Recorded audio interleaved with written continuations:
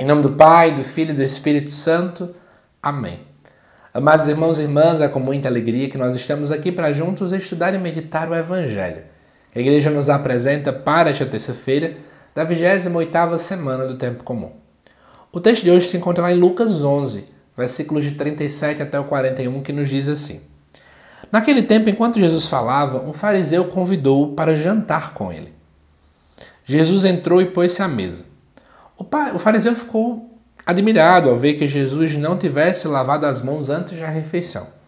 O Senhor disse ao fariseu: Vós, fariseus, limpais o corpo e o prato por fora, mas o vosso interior está cheio de roubos e maldades. Insensatos! Aquele que fez o exterior não fez também o interior? Antes dá esmola do que vós possuís, e tudo ficará puro para vós. Eu quero chamar a atenção para três realidades. Primeiro, o que é o fariseu, a crítica de Jesus, e eu quero fazer uma reflexão sobre a palavra antes.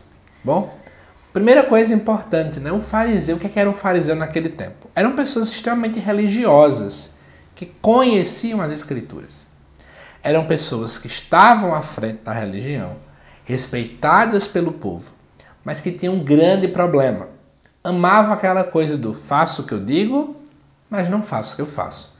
Então eram pessoas que diziam para o povo, você tem que fazer assim, assim, assim, assim, assim, assado. Mas eles estavam nem aí. Eles praticamente não faziam o que deveria ser feito. E o que acontece? Aqui mostra que um fariseu convida Jesus para jantar com ele, para ir na sua casa. E aí Jesus entra e não lava as mãos. Lembra, por exemplo, do Evangelho das bodas de Caná, que fala que existiam ali, né, tábuas de pedra que eram utilizadas para a purificação? É porque todo judeu, ele antes de comer, por exemplo, ele tem que fazer um ritual de purificação, lavar as mãos. Só que não era como a gente faz hoje, só por uma questão higiênica. Era por uma questão religiosa. Porque qual era a visão? Se eu me encostei a alguma coisa impura, se eu toquei uma pessoa pagã e, portanto, impura, eu preciso lavar as minhas mãos. Então era uma questão não de higiene, era mais por questão religiosa. E aí Jesus não lavou, então Jesus faz uma crítica para o fariseu.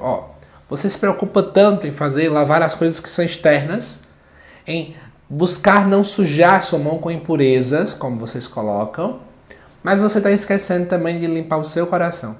De que adianta suas mãos não tocarem em pessoas pagãs, mas o teu coração ser mais pagão do que aquelas pessoas?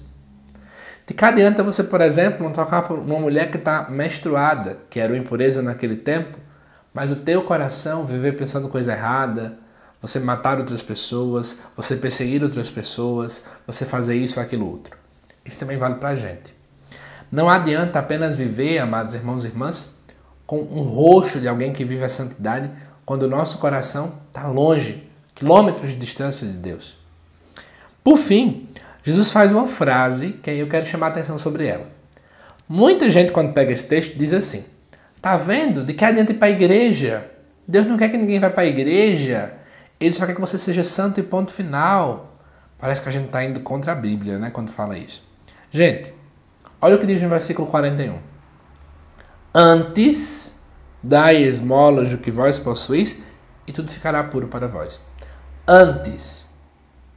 É como se Jesus dissesse, antes de praticar toda a tua dinâmica religiosa, antes de você fazer tudo, antes de você seguir todo o padrão religioso, de seguir a lei, de fazer isso, aquilo, outro, faça logo isso.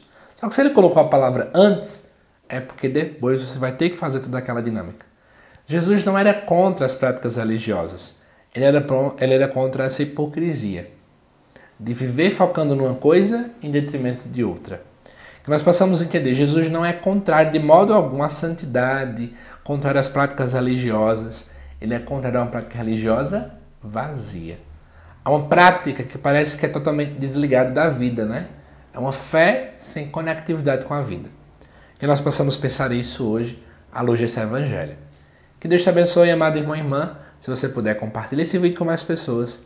Eu te aguardo nos próximos vídeos aqui do canal. Até mais!